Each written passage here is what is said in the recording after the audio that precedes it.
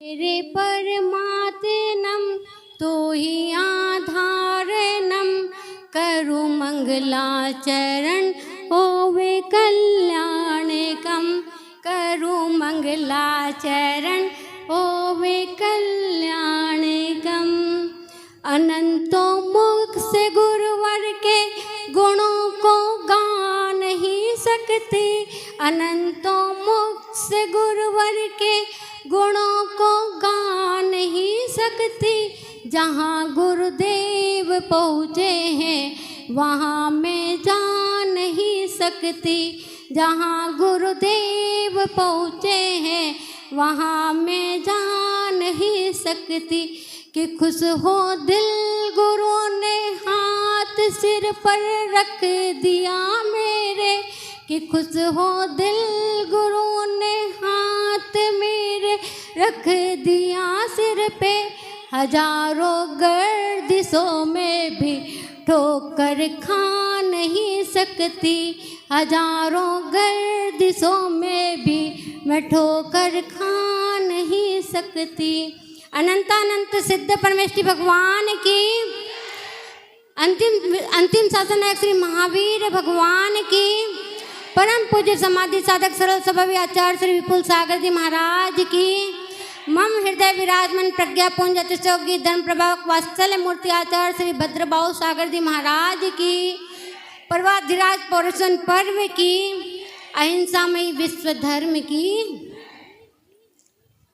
कुछ आपके सामने कहने से पहले मैं आप सभी को बताना चाहूँगी कि यह मेरा परम सौभाग्य है कि आपने मुझ जैसे अल्पज्ञानी को यहाँ कुछ कहने का अवसर प्रदान किया। नहीं तो जहाँ आचार्य परमेष्टि साधु परमेष्टि विराजमान रहते हैं वहाँ मेरा कुछ कहना मानो सूरज को दीपक दिखाने के समान है। मेरा यह प्रवचन नहीं है, क्योंकि मेरे अंदर ना इतनी योग्यता है ना कुछ पात्रता है। ये तो आप लोगों का मेरे प्रति बड़प्पन है। फिर भी मेरे गुरुदेव ने, मेरे आचार्य श्री ने मुझे जो बताया, मुझे जो समझाया, मुझे जो सिखाया, मैं आपके सामने अपने विचार को रखना चाहूँगी। मुझे पूर्ण विश्वास है कि आप मेरे गलतियों पर ध्यान न देकर मुझे सुनने का साहस करेंगे। चलते हैं। सिर्फ 20 मिनट 10-15 मिनट से ज़्यादा नहीं बोलूँगी मैं, आप लोगों का ज़्यादा समय नहीं लूँगी, क्योंकि सब सुबह से प्रवचन पूजा करते करते सब बोर हो जाते, रात तक तो सब थक ही जाते हैं। चलिए चलते हैं। हम बताना चाहते हैं आपको कि हमें ज़िंदगी कैसे जीना चाहिए। कोई बता सकता है? मेरे प्रश्न का उत्तर कोई बता सकता है कि ज़िंदगी कैसे जीना चाहिए? कोई तो बताए कि हम ज़िंदगी को कैसे जिए। हम रोज़ जी रहे हैं, रोज़ सब कुछ कर रहे हैं, ज़िंदगी को जीने का प्रयास कर रहे हैं, लेकिन हम आज तक ये नहीं जान पाए कि हमें ज़िंदगी क्यों जी रहे हैं। ज़िंदगी कैसे जिए, ये एक बहुत गहरा और व्यक्तिगत सवाल है, लेकिन मूल बात तो यह है कि कुछ बातें ऐसी होती हैं जो व्यक्ति के जीवन को सुंदर, सरल और अर्थपूर्ण बना देती है। ज़िंदगी एक सफ़र है जिसे हर पल जीना है, कुछ खोना कुछ पाना है, यही तो ज़िंदगी का फसाना है। Life is just a journey which has to reach its destination by going through all the difficulties. ज़िंदगी एक यात्रा है, राइट है। इसके अंदर कठिनाइयाँ तो बहुत आती है। क्या हम इसको पार नहीं कर रहे हैं? कर रहे हैं कि नहीं कर रहे हैं? क्यों कर रहे हैं? बताइए क्यों कर रहे हैं? क्योंकि अब हम ज़िंदगी में आए तो इसको पार तो करना ही होगा। लेकिन इसको पार करना कैसे है? रो के नहीं करना है। इस ज़िंदगी को हमको हंस के पार करना है। जब हम खुश होकर इस ज़िंदगी को बिताएंगे तो हमारी सफलताएं हमको अपने आप मिलते जाएगी। क्योंकि जीवन की बगिया का सच्चा माली वो होता है जो मन की भूमि पर बुराई के बीज को बोता है। सॉरी, गलत हो गया। बुराई के बीजों को उखाड़ फेंकता है और भलाई के बीज को बोता है। सही में हमारी ये ज़िंदगी बहुत अजीब है। तो हमें क्या करना है? अपने लाइफ स्टाइल को बदलना है। ज़िंदगी को सरल, सुंदर और अर्थपूर्ण बनाना है। तो कैसे बनाएंगे? कोई बताएगा? कोई बता दे कि ज़िंदगी को सरल, सुंदर और अर्थपूर्ण कैसे बना सकते हैं? बताओ सालू दीदी। कुछ तो सूत्र होंगे। आप लोग तो रोज़ प्रवचन सुनते हैं, मैं तो रोज़ प्रवचन में भी नहीं आ पाती हूँ। बता दीजिए कोई एक सूत्र। समता पूर्वक तो सहन करेंगे तो जमाने में रह ही नहीं सकेंगे। ठीक है, हमें बताते हैं। देखिए, जिंदगी के 5 सूत्र हैं जो हमारी जिंदगी को सुंदर और सरल बना देते हैं। पहला सूत्र है कि झूठ और चालाकी अपने जिंदगी में कभी नहीं आने देना। जिस दिन हमारे अंदर झूठ और चालाकी आ गई, हम जिंदगी में अकेले खड़े मिलेंगे। सही बात है। दूसरा सूत्र हमारा है कि आपसे जो प्रेम करता है उसको संभालने और जताने का तरीका आना चाहिए, नहीं तो हमारे लिए सब व्यर्थ है। जैसे आप लोग मुझे प्रेम करते हो, मुझे चाहते हो। मेरे लिए एक अजनबी जगह थी जहाँ मैं आई और आप लोगों का वात्सल्य मिला तो मैं यहीं टिक गई, नहीं तो मेरा इरादा नहीं था इतने दिन रहने का। लेकिन मैं आप लोगों के प्रेम को संभाल ना पाती तो क्या मैं यहाँ टिक पाती? नहीं पाती। इसीलिए अपने जीवन को सुंदर बनाने के लिए हमें अपने किसी के द्वारा गए प्रेम को संभालना और जताने की विधि आना चाहिए, जताने का तरीका आना चाहिए। तीसरा, हमें उस जगह नहीं बैठना चाहिए जहाँ लोग दूसरों की बुराई करते हैं, क्योंकि जब हम वहाँ बैठेंगे और जब दूसरा दिन आएगा तो उसका अगला विषय हम होंगे। ये बुराई करने वालों की खासियत रहती है। आज आपकी करेगा, कल आपके पास ही दूसरों की करेगा। इसलिए हमको कभी उस जगह नहीं बैठना चाहिए। चौथा सूत्र है कि हम अपने जीवन में किसी के ऊपर अपने भार को ना थापें, अपने महत्व को ना थोपें, क्योंकि जो जहाँ रहता है उसको वहीं खुश रहने दें। जैसे बच्चे खेलते हैं, अब हम पकड़ पकड़ के ले जाते हैं तो बच्चे तो वापस बाहर आते हैं, खेलने दो, थोड़ी देर खेलेगा, अपने आप थक के आ जाएगा। तो जो जहाँ खुश है उसको वहीं रहने देना चाहिए। पांचवा, हम लोगों के खुशी में वो लोग शामिल होते हैं जिसे हम चाहते हैं, लेकिन हमारे दुख में वो लोग शामिल होते हैं जिन्हें हम नहीं चाहते हैं। यह जिंदगी के 5 सूत्र हैं जो कि आपके जीवन को बदल देंगे। आप लोग अपना के देख लेना इस बात को। ये जिंदगी के सूत्र आपके जीवन जीने के तरीके को बहुत सुंदर और अर्थपूर्ण बना देंगे। एक शुक्राना, दूसरा मुस्कुराना और किसी का दिल न दुखाना, ये 3 सूत्र हमारे आचार्यों ने बताए हैं। शुक्राना यानी किसी की शुक्रिया अदा करना। किसी ने छोटा सा हमारा काम कर दिया, उसको थैंक यू बोल दीजिए। हम तो भूल जाते हैं, कभी भी हम किसी को शुक्रिया नहीं करते। ये बहुत बड़ी बात है। किसी के सामने मुस्कुरा के रहना।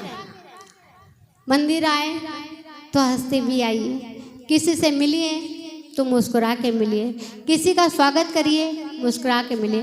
देखिए आपके जीवन जीने का ढंग बदल जाएगा। हम तो बोलते हैं डॉक्टर के पास भी जाए तो मुस्कुरा के जाना चाहिए, ताकि उन्हें बताए कि हमको कौन सी बीमारी है।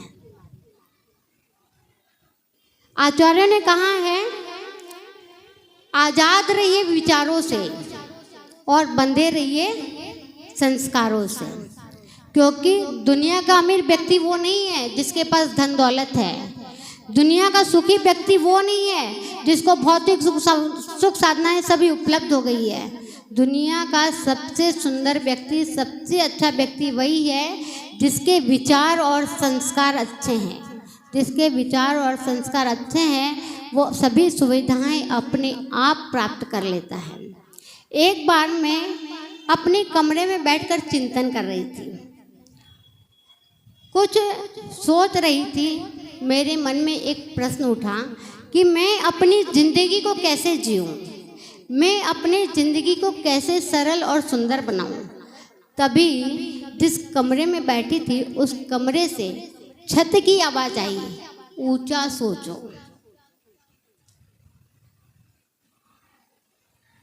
छत ने क्या कहा? ऊंचा सोचो। आईने ने कहा अपने भीतर देखो। दीवार पे टंगी हुई घड़ी ने कहा समय की कदर करो। दीवार पे टंगे हुए कैलेंडर ने कहा समय के साथ चलो। जमी ने कहा जमी के साथ चलो। खिड़की ने कहा वक्त का दायरा बढ़ाओ, बाहर निकलो, दुनिया देखो। क्योंकि किसी नीतिकार ने कहा था ये दुख ये दर्द सब तेरे अंदर है, तू अपनी बनाई दुनिया से निकल कर देख, तू अपने आप में एक सिकंदर है। हम क्या करते हैं? हम भूत की चिंता करते हैं, भविष्य की चिंता करते हैं, लेकिन वर्तमान में नहीं जीते हैं। कल के लिए आज को बिगाड़ देते हैं। जिंदगी जीने का ढंग जिसे आ गया उसे ही जीवन का मजा आ गया। और किसी ने तो क्या कहा है, एक नीतिकार ने कहा है, तुम अगर दिल के साफ रहोगे तो कम लोगों के ही खास रहोगे।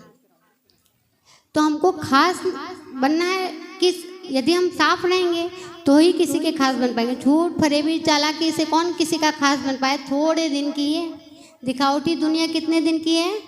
थोड़ी दिन की है। तो आज हमें पर्युषण पर्व पे क्या करना है?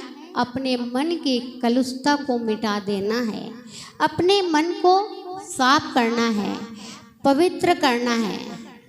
तो कैसे करेंगे? जिंदगी में कुछ कुछ बातें ऐसी होती है जिसे छोड़ देना ही बेहतर होता है। जैसे कोई प्रश्न है जिसका जवाब हमें नहीं मिल पाया है, उसे छोड़ दो, उसे ढूंढने का प्रयास करोगे, जब तक उत्तर नहीं मिलेगा तुम एक ही प्रश्न में उलझे रहोगे। छोड़ दो उसको। जो हार वक्त आने पर अपना साथ छोड़ देती है, जो रिश्ते जहाँ हमारी पर कोई वैल्यू ना हो। अब हम क्या करते हैं, कोई हमको नहीं पूछा तो सुबह से रात तक उसको ही पकड़ के बैठ जाते हैं, हमको तो वो पूछा ही नहीं। तो इससे हम किसका नुकसान हो रहा है? वो पूछा नहीं, वो तो चला गया, उसको तो याद भी नहीं है, लेकिन नुकसान किसका हुआ? अपना हुआ।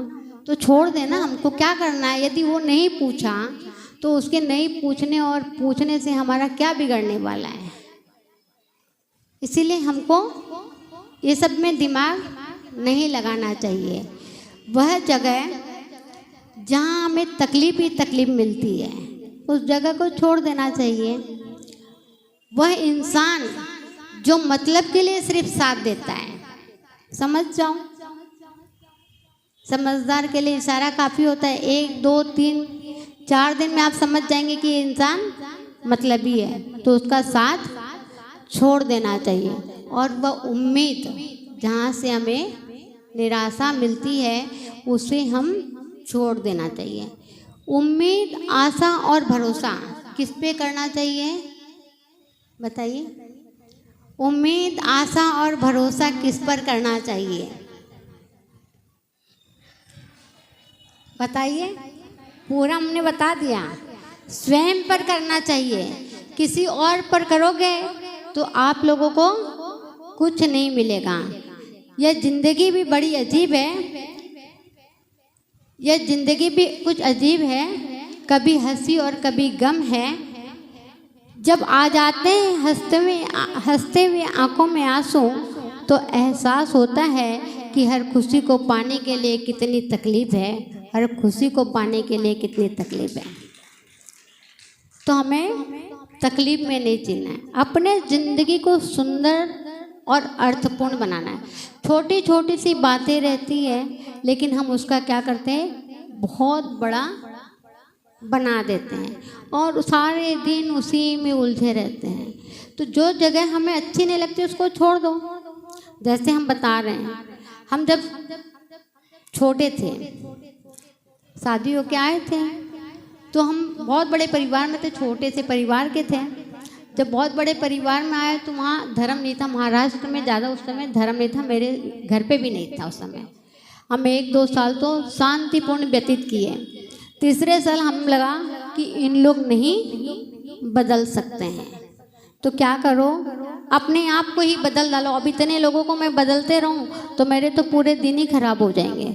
उस दिन से मैंने निर्णय कर लिया कि मैंने अपने आप को ही बदल दिया। इनको नहीं करना है तो मत करो, हम तो धर्म ही करेंगे।